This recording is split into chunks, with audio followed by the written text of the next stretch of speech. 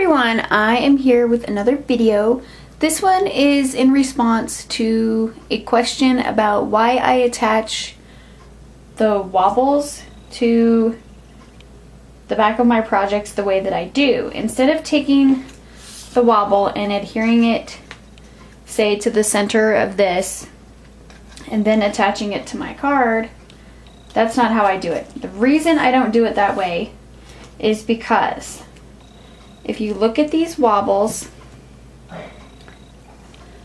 very closely, they are not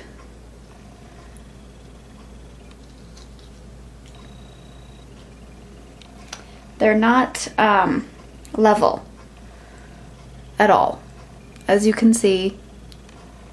So in order to get my project to where it's not leaning, like if I was just to attach this in the center of this, that one does pretty good, only because this is a very light cutout.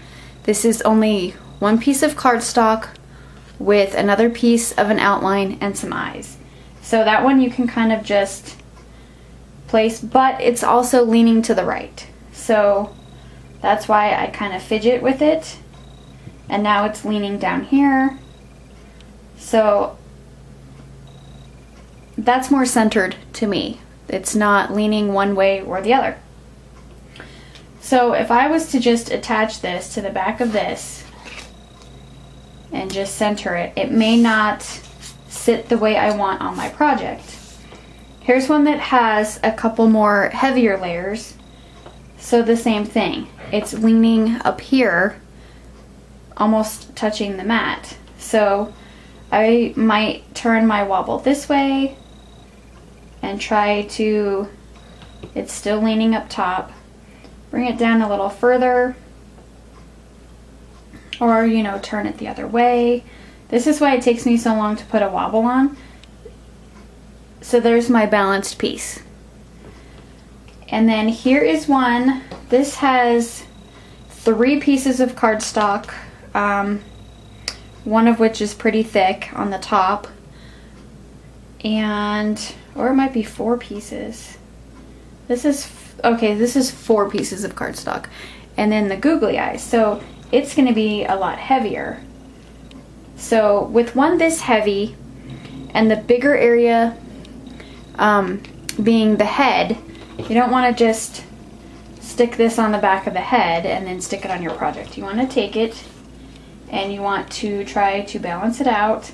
And now his feet are leaning, so you might want to bring it up towards the bottom of his head, and he's still leaning. So maybe we should turn the wobble this way, and that way he's got more towards like the center of his body and then the top of his head. So then he would be more level doing it that way. That is how I attach my wobbles. You can certainly peel this off and stick it to the back of whatever you want, but for me, my OCD takes over and I want it to balance on the front of my project. And let me see if I have an example of that actually. I'm not sure. Oh, I have a Christmas card that I did last year.